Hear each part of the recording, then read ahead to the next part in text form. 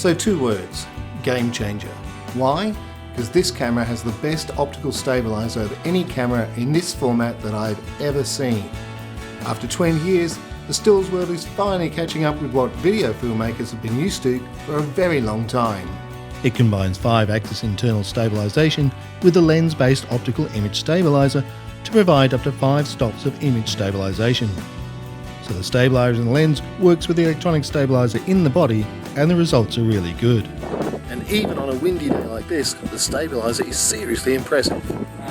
From here the plan is to make our way off the lake, so this is Lake Wakatipu.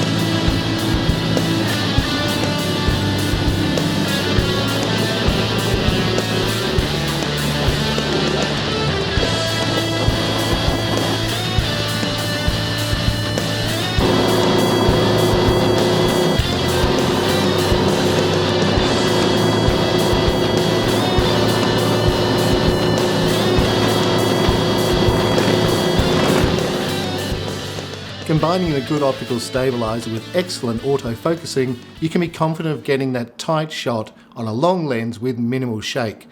Don't throw away your tripod yet though, but you can be confident in the field.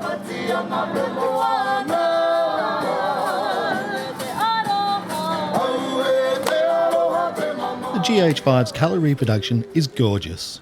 The 4K 10-bit 422 resolution captures an astonishing 1 billion colours. This level of detail, combined with a fast record rate, offers excellent flexibility in post. You get 4K 50 or 60 frames per second and can ramp up to a blistering 180 frames per second for super slow-mos. You have all the manual controls you dream of, and for that run-and-gun heat-of-the-moment shot, the auto mode is superbly reliable. The body has the robust feel I expect from a camera of this quality. The dials and switches feel sturdy and well built. The fold-out 3.2-inch touchscreen is really nice and bright enough for most location shoots. The viewfinder is seriously good too.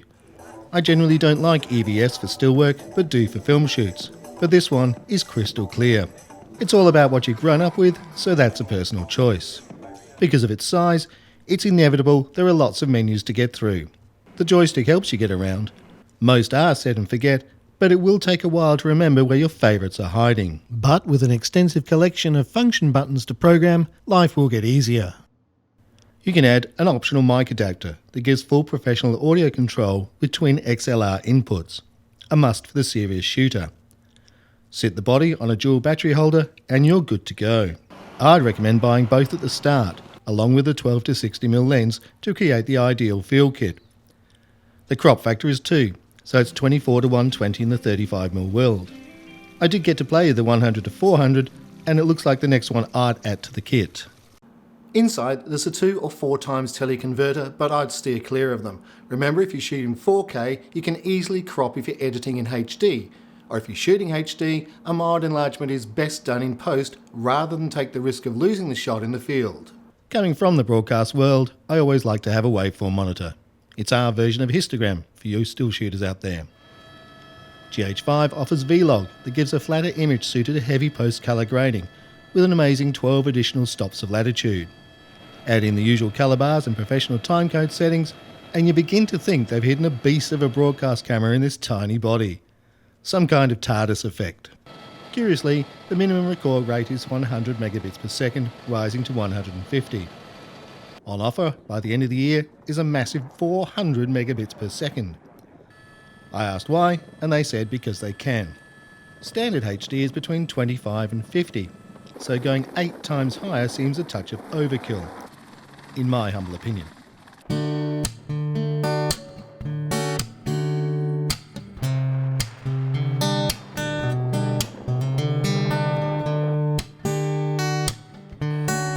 It's the old DSLR megapixel argument reborn.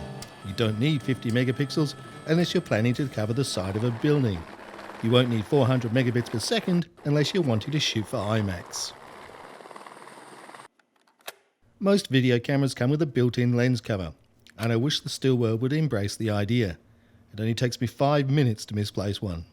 The GH5 uses some remarkable technology to track objects and keep them in focus, but still has a way to go to catch up with the video world. So I've always wondered why the video engineers and the still engineers don't seem to talk to each other.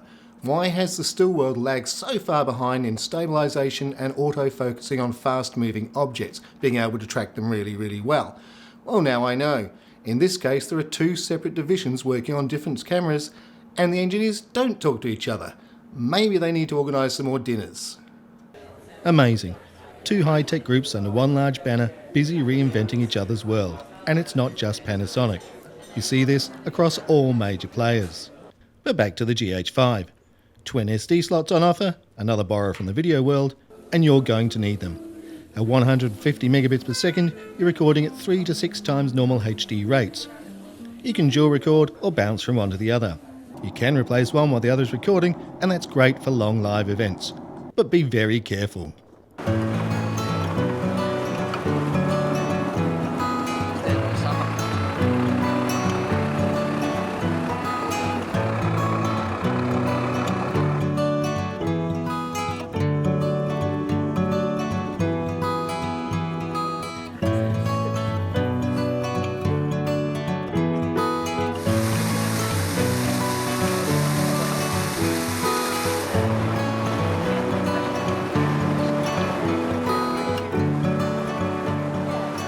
And this is going to make life really interesting.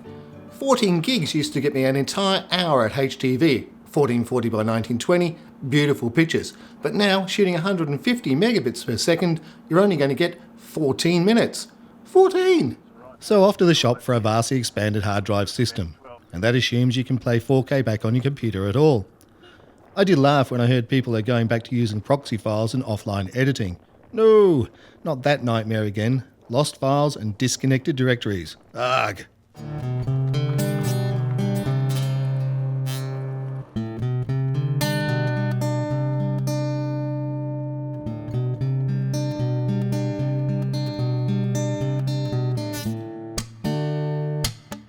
For the GH6, can Panasonic please offer 25 and 50 megabits per second? When my client still wants DVD standards at 5 megabits per second, I do not need to shoot 30 times higher, and 25 still looks fab on a conventional telly. Also, we film peeps need a smooth iris ring. We can't be seen to be stepping up and down the levels. Taking a slight detour into stills land, the GH5 can do 6K stills, and this is impressive.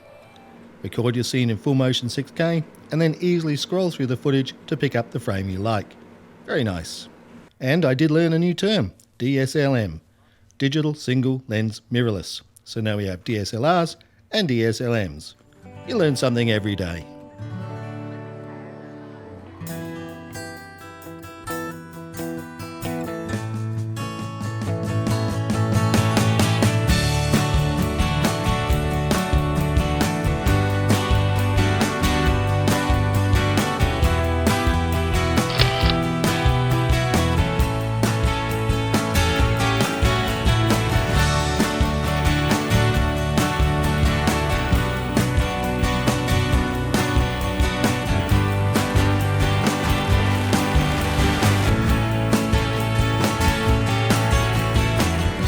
And with the Leica lens as a kit, this is a brilliant little package.